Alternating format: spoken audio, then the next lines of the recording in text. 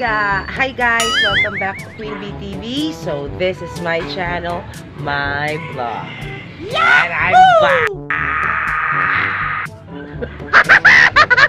Hello tropa, hello mga kalapatids, hello, shoutout sa inyo lahat. For today's vlog, syempre, medyo palapit na ang katapusan ng South Derby race. Ay papakilala ko naman sa inyo ang aking mga summer warriors. Pero tropa, bago ko tuloy-tuloy ito, don't forget nga pala to hit the subscribe button dyan sa baba, and of course the notification bell para lagi kayo updated sa aking mga uploads at sa mga premieres. Yes. And siya nga pala guys, papakilala ko na sa inyo ng mga summer warriors. Yung iba sa kanila may pangalan na, pero yung marami sa kanila wala pa. So bago ko tuloy-tuloy ito guys, ipapasok ko muna ang aking intro, kaya intro, pasok!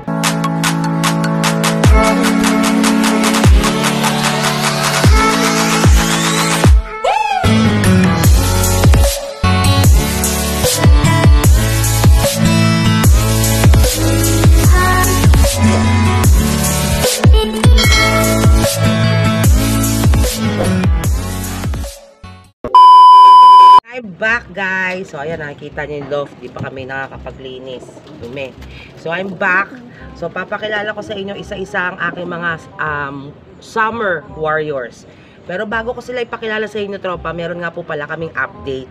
So kung napanood niyo yung previous vlog ko, which is sa San Pascual, Burias Island, Masbate, sa ending ng vlog ko tropa, 5 out of 6 ang mga warriors ko nung time na yon.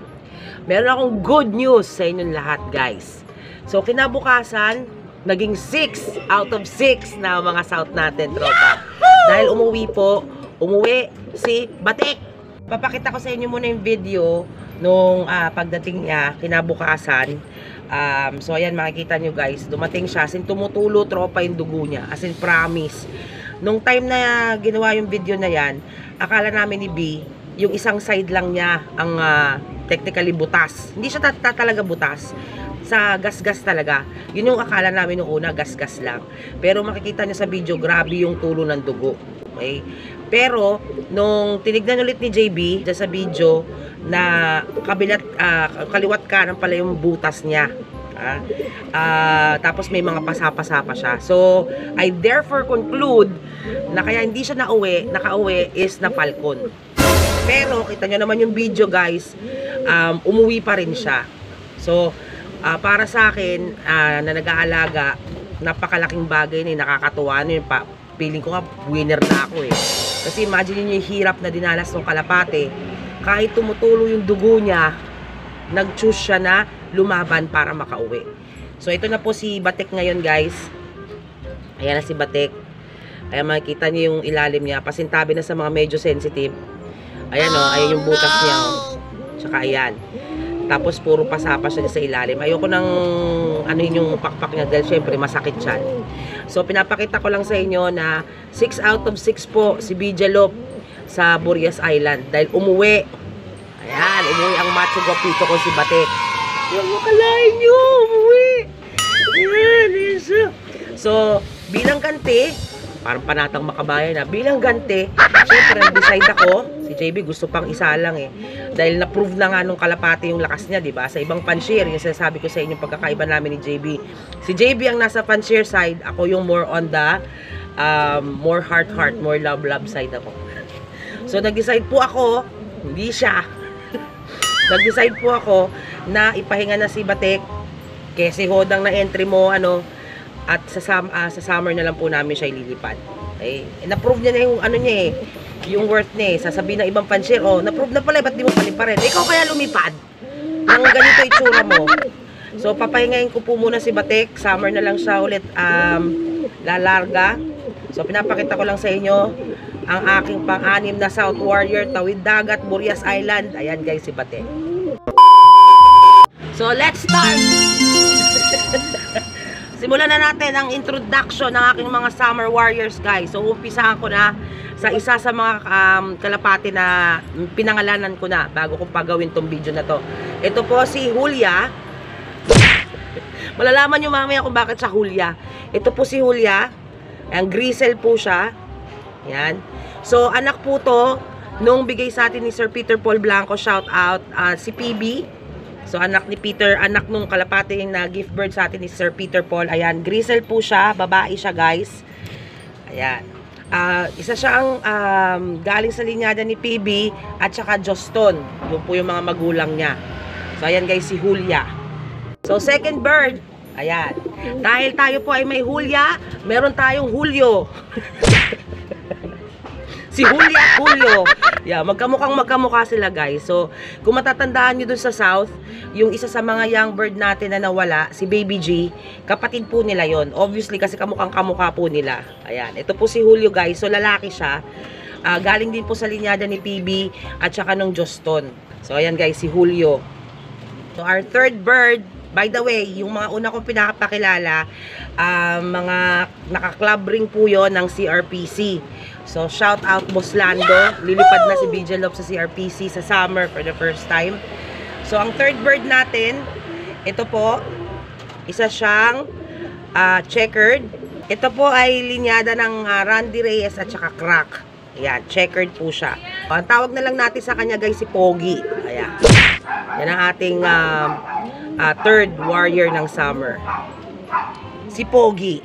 Ayan, for our fourth bird, club ring pa rin po siya ng CRPC. Ayan, isa pa rin siyang checkered. Ayan. Checkered siya, tropa. Ito naman po ay galing sa linya ni Sir Chit Sulayaw at saka Emil Deworth. Ayan, yan. Ang itatawag ko sa kanya, si Pekas. Kasi may mga ano siya sa mukha, oh. Makikita nyo, meron siya mga parang pekas-pekas sa mukha. Oh. Ayan, babae siya guys. So, ito si Pekas.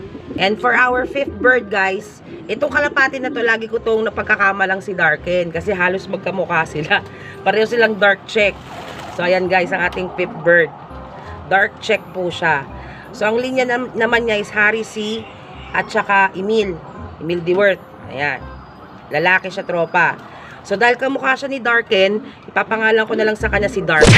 Wala lang yung Ken. Ayan siya guys. Oh. Para siya talaga si Darken. Kaya kapag nagpaparonda ako, kasi kasama na sila pag rumoronda, akala ko yung bumababa si Darken. Yung pala si Dark. Ito si Dark guys. Ayan, pang-anim nating Summer Warrior guys. Again, naka-club rin po ng CRPC. Ayan, ito po ay isa na namang checkered. Banlikot. Ito naman po isang checkered. Babae po siya.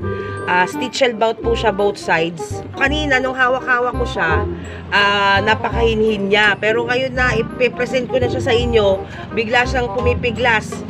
Ayan o. So, ang pangalan ko na lang sa kanya, si Piglas. O, ito si Piglas. O, ayan. O, tingnan nyo kung gaano. O. Ayan. So, itong ating next bird, guys, sa summer, si Piglas. Basta ang ating next Summer Warrior, guys, ito po. Yan. Yung tatay niya, Jansen. Pero yung nanay niya, unknown line. Pero siya, Jansen siya. May dugo siyang Jansen. Babae to, tropa. Luklukan ng laki. Babae yan. Kapatid po to ni Batek. Tsaka kapatid po ni Boy Takas. Yung original Boy Takas. Ayan, kapatid po yan. O dahil kahit na may tagpi na tayo dati, may tagpi na kasi ako sa South, pangalan ko na lang sa kanya ulit si Tagpe. Ayan, si Tagpe. And pang last natin, tropa, sa CRPC. Ayan, naka club rim ng CRPC. Ito po ang luklukan ng ganda. Ganda niya, no? Ayan. Ito naman po ay galing sa linya ng imbrek, pinaghalong imbrek. At saka yung gift bird sa atin is Boss Richie Alan. Ayan. Yoko. Ayan. Yan yung linyada niya. So, syempre, papangalan ko na lang sa kanya si Milky. Kasi may tsura niya. Ang ganda, di ba? Ayan. Si Milky. Magsimula na tayo sa mga comb ring. Tapos na tayo sa summer ng CRPC. So, ito na yung una nating comb ring. Ayan. Kapatid siya kanina nung checkered. Na pinakita ko sa inyo. Ayan. Comb ring lang po siya. Ipapangalan ko na lang sa kanya is si Amo. Kasi Amo na mukha niya, oh. Ayan. Si Amo, guys. Babae siya. So, crack din siya. Galing doon sa katulad ng kapatid niya kanina na naka-CRPC. Yan, si Amo. So, ang susunod natin naka-comring, guys. Ayan, linyada ulit ni Boss Chit Sulayaw. So, ang papangalan ko na lang sa kanya is Tagpe 2. Kasi Tagpe natin naka-CRPC. Ito naman hindi. Comring lang siya. So, si Tagpe 2 to. Yan. Ang next bird natin, tropa, is galing na sa sarili namin, sa loft na namin. Ito po ay anak ni Apple Green. Yan. Anak ni Apple Green. Kung mapapansin nyo guys, nakakombine siya ng South. Yan. San Francisco tsaka MacArthur. Hindi na namin siya nilipad. Kaya siya nakaganyang singsing guys. Kasi di ba may mga namatay nga kaming mga warriors during itong South. So, nag-decide na lang kami ni JB, sa kanya na lang isuksok yung mga singsing. Pangalan natin si Apple. Guys, is isa na naman naka-comring. So, kung meron tayong Apple, na anak ni Apple Green, syempre, merong green. Ito si Green. Mga anak ko na ni Apple Green, guys. Ayan. Ayan si Green, dahil green yung singsing niya. Ayan. Pero anak siya ni Apple Green. Ayan. Ito siyang blue bar. And, syempre, last but not the least, yan. Ito ang pinakahuli kong Summer Warrior, guys. Galing sa linyada ni Mr. Arnel Medina. Yeah! Arnel, parang tuwing derby, meron kang entry. Kaya lang entry mo, hindi umaabot. Ito yung kay Arnel. Ayan, guys. Bigay sa atin to ni Arnel Medina. Ayan, isa siyang dark check. Siyang dark check. So, syempre, galing kay Arnel, pangalan na lang niya si Arnel. So, ayan, ang aming mga Summer Warriors tropa. Pinakilala ko na sila sa inyo officially. Binigyan na natin ng mga pangalan isa-isa. Tignan natin yung magiging journey nila sa summer. Papakita ko rin sa inyo yung mga North naman. Naka-NDR. Ayan, ang aking mga North Warriors. So, kung ngayong South, ang namamayagpag is mga blue bar, sa summer, karamihan sa kanila, namamayagpag is mga checkered. Ito namang darating na North, lilipad tayo sa LPHA. Ang mga warriors ko, guys, is mga maitim. Ayan, guys, puro mga maitim sila. Ayan, maitim sila. So, syempre, mga sanib puwersa na yun ng mga tropa natin na sumusuporta kay BJ Lop. Mga anak-anak na yan nila. Yan ang mga North ko. Ito mga peg ko yung mga North eh. Kasi alam nyo namang gusto ko ng mga black. Aray ko. O, diba? Ayan. Itong kumakagat-kagat sa akin, anak ni Apple Green yan. Tignan niyo yung kulay niya. Grayish, light grayish siya. O. Ayan. So, ayan ang ating mga North. Again, lilipad tayo sa LPHA. Abangan nyo ang kanilang paglipad. So, that's our vlog for today, tropa. Pinakita ko lang sa inyo at pinakilala sa inyo officially ang aking mga Summer Warriors. So, first time namin lilipad ng CRPC. Ayan, shoutout sa iyo, Boss Lando. Lilipad na si BJ Lop dyan ng summer. Syempre, kasama yung ibang mga commercial ring natin ng mga Warriors.